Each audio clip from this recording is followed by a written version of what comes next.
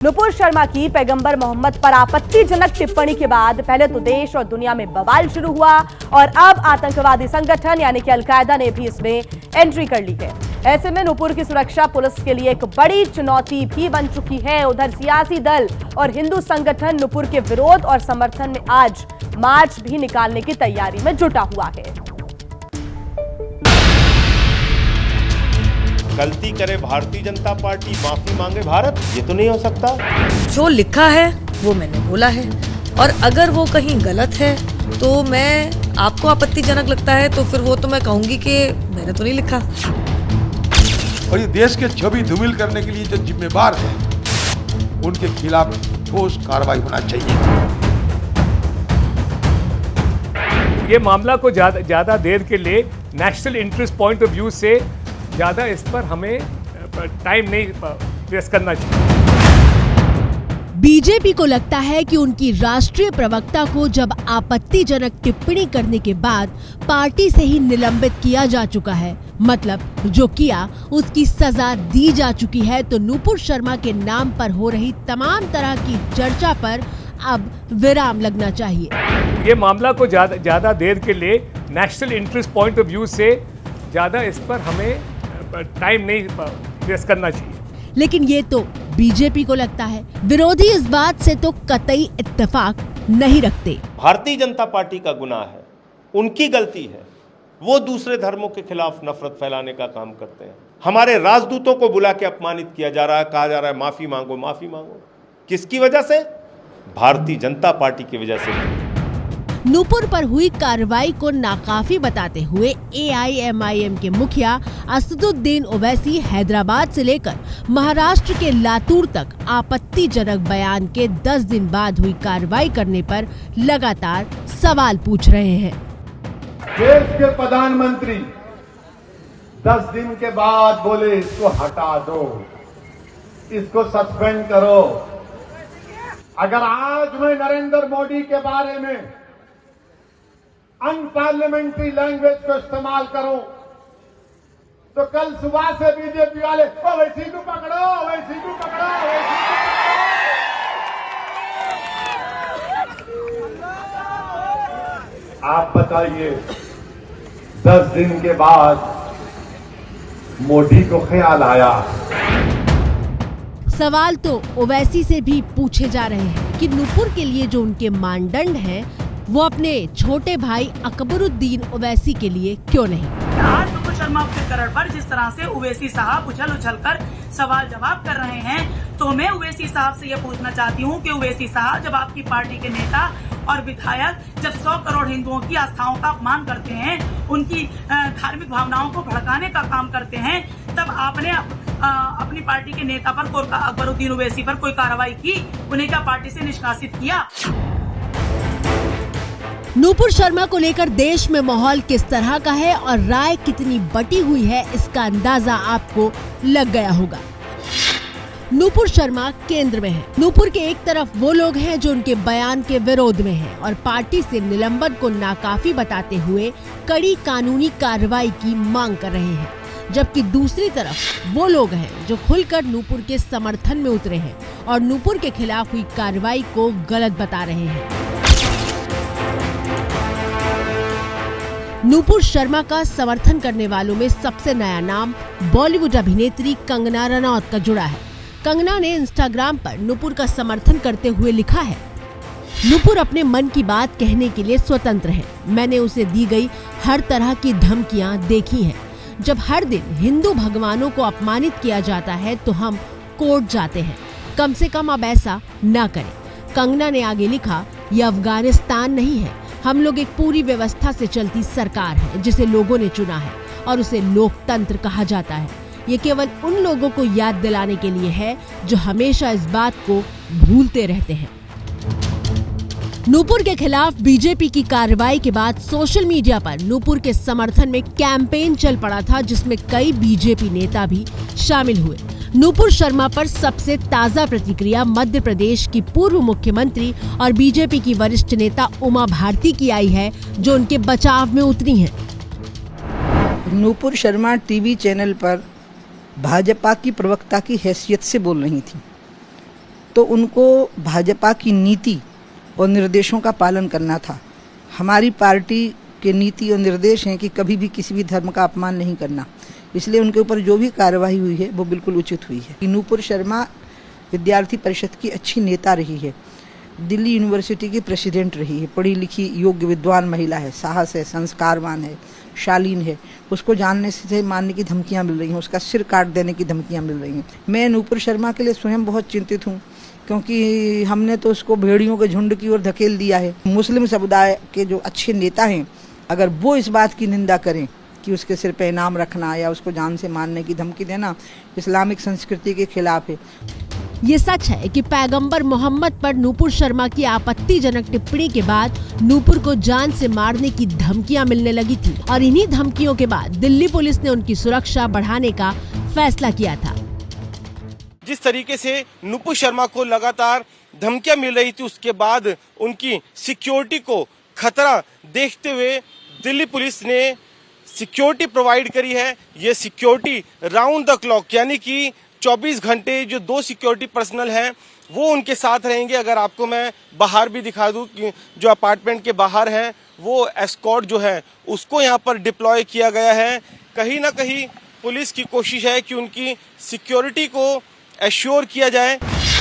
लेकिन नूपुर के बयान वाले इस पूरे विवाद में अब एक तीसरे धड़े की भी एंट्री हो गई है।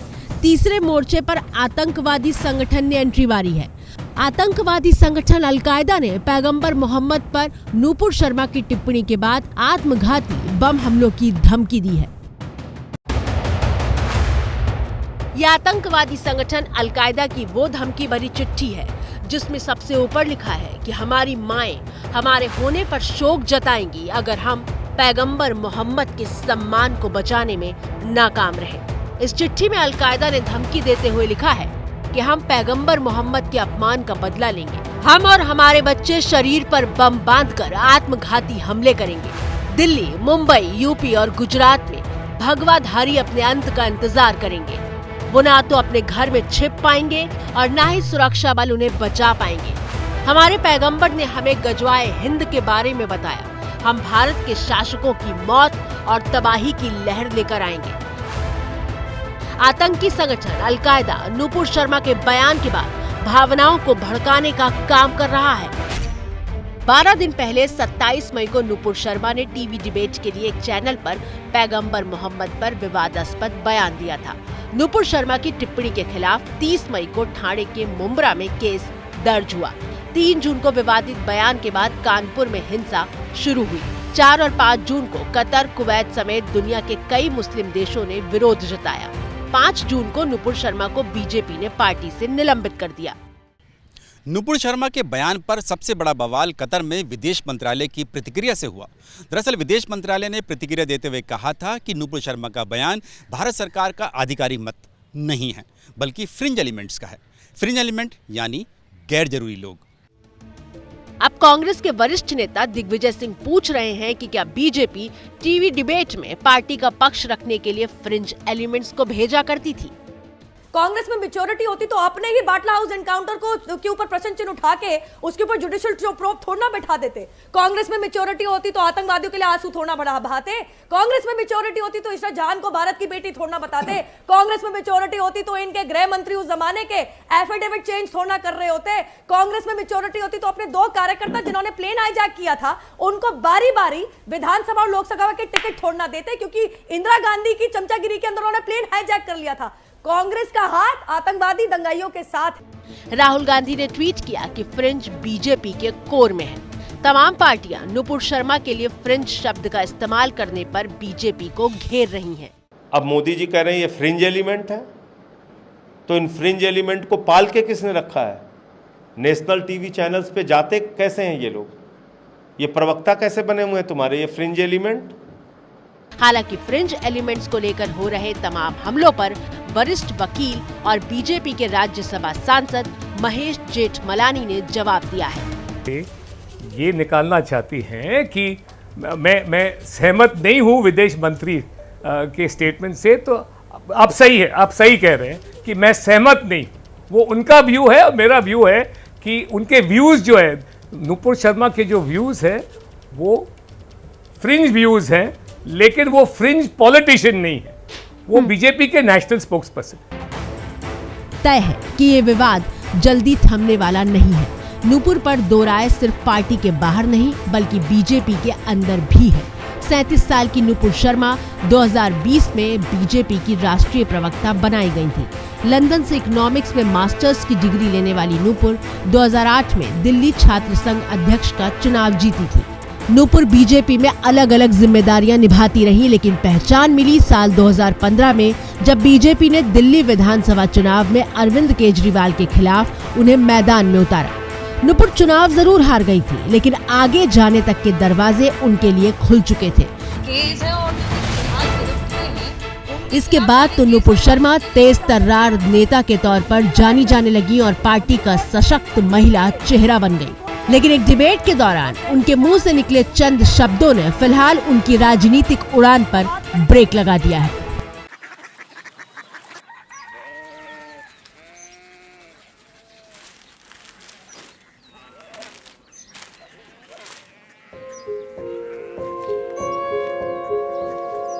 बाबा बाबा कोरिया सिटी जानिए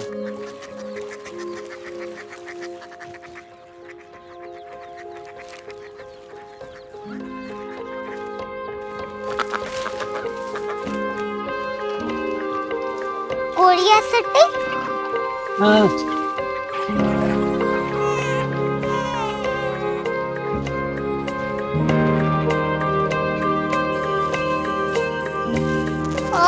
कोरिया सिटी कहाँ पे है? शहर अंग्रेजी लगे हैं।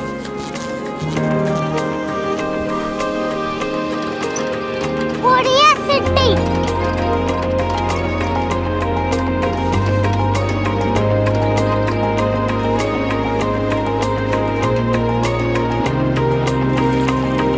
वो बहुत दूर है।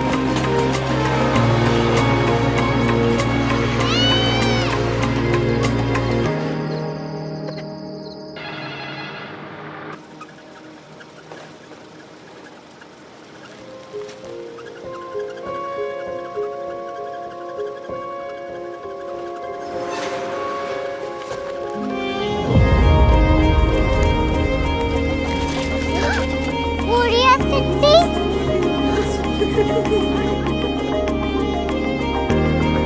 दुनिया को कुछ लोग बड़े होते हैं। कोरिया सिटी कहाँ है? प्रोफेसर साहब को पता होगा। हो, ये छोटा वाला ग्लोब लगता है और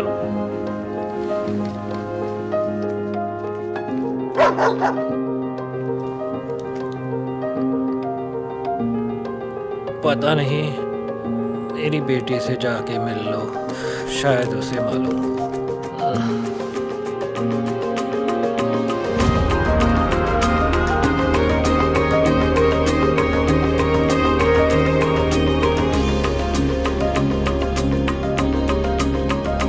हाय, बाबा ने भेजा है। Come here. Korea city. Korea city नहीं, क्यूरियोसिटी। वो क्या? That's what brought you here? जो तुम्हें यहाँ तक ले आया। क्यूरियोसिटी।